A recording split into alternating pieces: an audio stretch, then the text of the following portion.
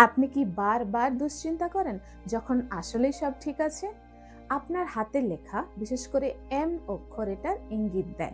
গ্রাফোলজিতে যখন এম অক্ষরে লুপ দেখা যায়, তখন সেটা অনেক সময় দুশ্চিন্তার লুপ বা ওয়ারি লুপ বোঝায়।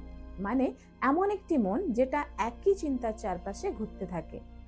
এই দুশ্চিন্তার লুপ বা ওয়ারি লুপ দেখা দিতে পারে অতিরিক্ত চিন্তা, মনের অস্থিরতা, ঘুমের সমস্যা, উদ্বিগ্ন ভাবনা এবং ভেতরের চাপ।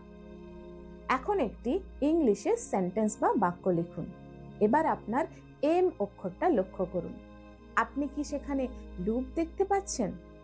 এটাই আপনার অবচেতন মন দুশ্চিন্তাকে প্রকাশ করছে।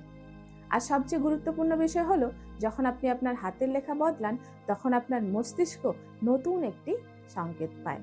লুপ ছাড়া এম লেখার অভ্যেস করুন। এতে মন আপনার দুশ্চিন্তা ছেড়ে দেবে এবং মানসিক ভারসাম্যের দিকেও এগিয়ে নিয়ে যাবে। আপনি যদি জানতে চান আপনার হাতের লেখায় দুশ্চিন্তা, স্ট্রেস বা আবেগগত কোনো প্যাটার্ন আছে কিনা, তাহলে হাতের লেখা বিশ্লেষণের জন্য আমাকে কমেন্ট করুন এবং আপনার গ্রাফোথেরাপির যাত্রা শুরু করুন। ধন্যবাদ।